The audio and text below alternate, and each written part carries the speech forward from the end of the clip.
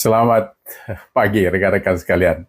Saya susunin lagi video selang 3 hari saya upload kemarin karena saya cukup terusik juga dengan banyaknya komentar-komentar yang sudah mulai menyerang Pak Prabowo gitu dan makin brutal.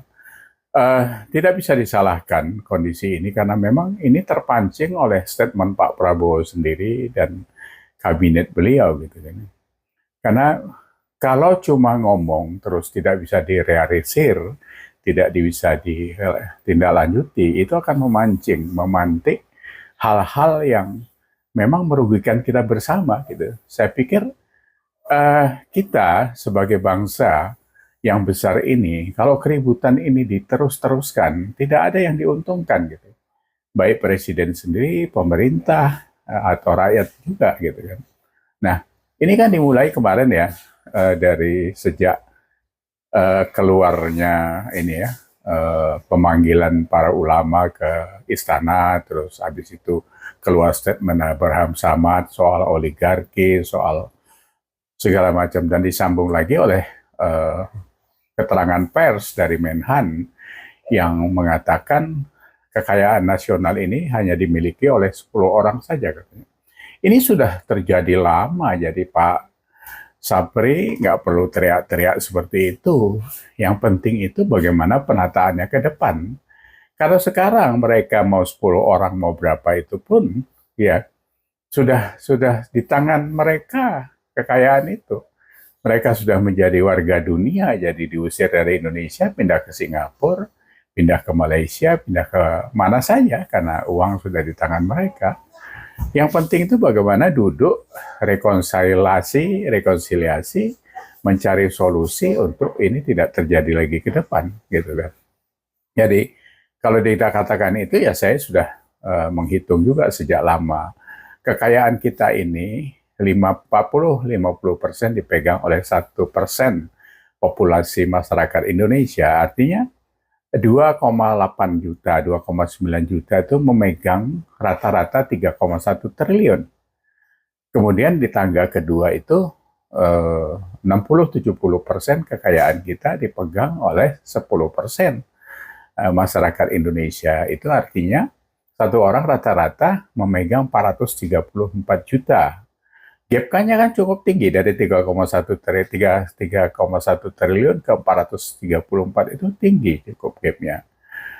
Nah, berikutnya itu ya masyarakat yang jumlahnya itu yang tinggal berapa persen itu? 10%, 11%, berarti 89%-nya itu yang memiliki rata-rata 21 juta kekayaan nasional. Artinya dalam 1 bulan itu cuma memegang uang 1,7 juta rupiah.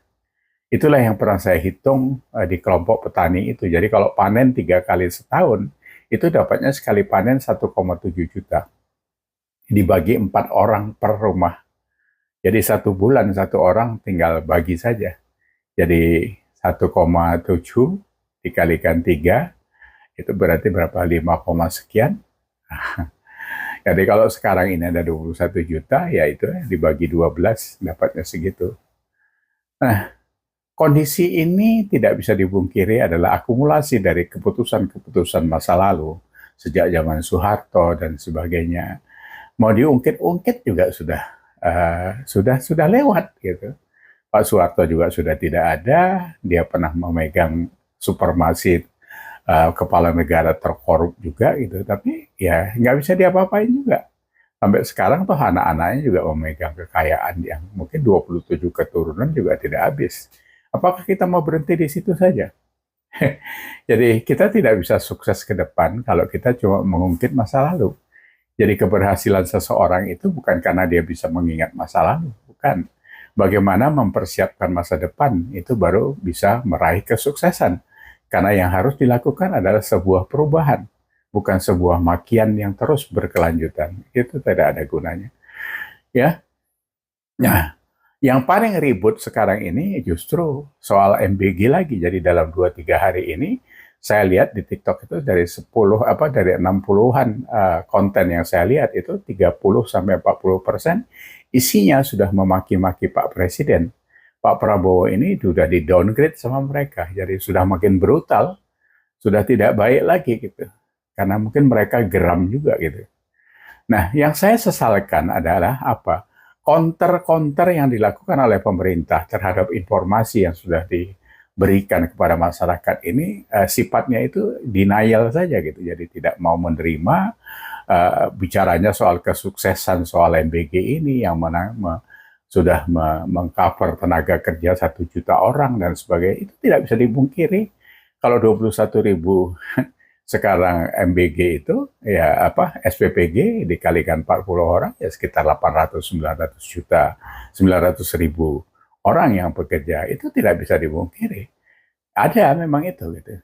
Tapi di sebalik itu ada supply demand di pasar karena sekarang kebutuhan sayur, telur dan sebagainya diserap SPPG, pedagang-pedagang makanan itu sekarang mengalami kenaikan harga beli bisa 15-20% dari harga biasa karena berapa besar yang diserap SPPG, nah itu kekosongan pasar yang selama ini mereka memang berputar di pasar untuk pedagang-pedagang yang berjualan, bertransaksi untuk kebutuhan jualan makanan dan sebagainya itu. Semua punya konsekuensi, semua punya titik baik buruk. Tapi yang saya sadari dulu soroti itu adalah MBG, umpamanya. Persiapannya itu tidak ada mapping, tidak ada trial area dan sebagainya. Ini sebuah kelemahan yang saya anggap di pemerintahan Pak Prabowo ini tidak pernah dilakukan. Sehingga pada saat itu jalan sekarang ini, semuanya babak belur. Yang keluar itu makian semua. Coba kalau dulu itu diproyeksikan di trial area mungkin satu provinsi atau kabupaten. Jadi kalau salah betulnya itu lebih gampang. Semua proyek saya pikir seperti itu. Karena saya juga orang marketing, saya pernah punya pengalaman seperti itu. Jadi kalau trial produk itu kalau gagal ya itu dirasionalisasi dan sebagainya gitu. Tidak memakan biaya yang lebih tinggi. Belum lagi sekarang orang fokus kepada dana pendidikan yang diambil sampai 31% itu. Nah, kalau itu diambil, bagaimana nasib pendidikan? Di dalam pendidikan itu ada guru, ada sekolah, ada macam-macam. Sementara di SPPG yang baru bekerja 2-3 bulan, pegawainya sudah diangkat sebagai pegawai. Guru honorer yang sudah 20-25 tahun, itu dengan gaji 150.000 sampai 200.000, belum pernah diangkat menjadi tenaga pegawai. Itu yang menyakitkan, itu melukai para pendidik. Jadi kalau kita bicara MBG, ya saya sih menghilangkan gizi lah ya. Makan gratis sajalah, bergizinya belum tentu juga karena dari satu SPPG ke yang lain itu nggak ada standarnya saya lihat gitu. Nah, itu cuma mengisi perut. Padahal yang dibutuhkan adalah mengisi otak. Jadi kalau guru sebagai penyalur nutrisi pendidikan itu tidak dirawat, otaknya akan kosong gitu. Jadi perut kenyang, buncit ke depan, tapi otaknya kosong. Saya tidak tahu targetnya Pak Prabowo sebagai Presiden Republik Indonesia. Mau dibawa kemana bangsa ini? Ya saya ini pendukung Bapak, saya nyoblos Bapak karena saya ikut Pak Jokowi. Tapi kalau saya lihat sekarang memang seperti yang saya sampaikan, saya sudah 5-6 bulan yang lalu mundur sebagai pendukung Bapak secara pribadi. Karena apa? Karena Bapak tidak cocok stylenya dengan yang saya lihat sebagai pemimpin. Ya, jadi tapi kalau presiden ya saya harus dukung karena Bapak adalah Presiden Republik Indonesia. Nah, yang lain-lain kemarin itu ribut juga soal BOP. Board Office yang harusnya 17 triliun. Saya ngebacanya, itu di dalamnya tidak ada Palestina, di dalam daftar negara itu yang ada Israel. Nah, itu ketuanya kan Trump. Trump secara pribadi bukan Presiden Amerika gitu. Jadi sampai kapanpun kalau dia masih mau di situ ya kita tidak bisa berhentikan preman itu. Kan kita tahu Presiden preman sekarang itu ya Trump itu. Ya kita harus tunggu dia sampai mati atau dia sebelum ini mati duluan gitu, baru bisa diganti. Saya tidak tahu targetnya Pak Prabowo, ada 2 isu. Yang pertama mungkin mau keluar dari cengkraman aturan-aturan internasional termasuk IMF. karena kita juga butuh pinjaman lagi tahun ini sekitar 700 atau 800 juta dolar atau ya juta dolar. Nah, yang kedua itu adalah mendudukkan Pak Prabowo sebagai pemimpin dunia yang punya kontribusi di dalam perdamaian itu. Ya, tidak tahu kepentingannya yang mana yang akan difokuskan. Tapi analisa teman-teman sampai kepada titik itu. Dan manapun itu, kepentingan itu, apakah nanti lebih kepada legasi pribadi Presiden Republik Indonesia, atau ada kepentingan kehadiran Indonesia di kancah perdamaian dunia. Kita tidak tahu itu. Karena di dalam waktu yang sama, kita juga masih mengurusi rehabilitasi Sumatera dan Aceh yang sampai sekarang konon 4 triliun uangnya nggak ada juga. Gitu. Nggak tahu kalau itu sudah diberesin atau belum ya. Nah, jadi saya pikir hal-hal yang cukup memantik kemarahan masyarakat ini sudah mulai ramai sekarang Pak Prabowo. Jadi Bapak tidak perlu marah-marah, tidak perlu tersinggung, tidak perlu merasa dikecilkan, seolah-olah seperti kemarin statementnya bahwa kalau mau berantas koruptor, koruptornya ngelawan loh. Wong tongkatnya di tangan Bapak kok, tinggal buat aja aturannya seperti apa agar mereka tidak melawan. Karena ini sudah terbudaya sejak lama, jadi seperti transfer pricing dan sebagainya melalui Singapura itu kan ada 7.000 perusahaan cangkang Indonesia di Singapura. Kenapa itu nggak ditindak? Kenapa itu nggak dihapus? Siapa yang punya itu gitu? Itu kan Bapak harusnya sudah tahu lah, sudah tahu lama ya. Jadi tidak perlu lagi merangsek ke sana sini, gertak sana, gertak sini. Seperti ya 10 orang yang memegang kekayaan Indonesia mayoritas. Terus ini mau diapain kan begitu. Sama dengan kasus-kasus yang lalu kan tentang apa saja lah, tentang sawit yang Bapak bilang harus ditanam di Papua dan sebagainya, telah kena banjir semua orang protes. Ini bukan berarti diberhentikan, tapi bagaimana solusinya? Apakah ditanamin campur dengan tanaman yang lain supaya bisa menyerap air lebih dalam dan sebagainya. Ya perlu satu tim, perlu sebuah visi ke depan, siapa timnya, duduk di mana, harus ada riset dan sebagainya. Ini harusnya kan ada di pemikiran Bapak sebagai seorang presiden, gitu. Karena ini sebuah negara, Pak. Gitu. Yang beberapa kali saya katakan ini bukan warung kopi. Gitu. Nah, terus yang ramai lagi adalah tentang apa ya, tanah 4.000 meter yang mau disediakan untuk gedung MUI 40 lantai di Bundaran HI. Gitu.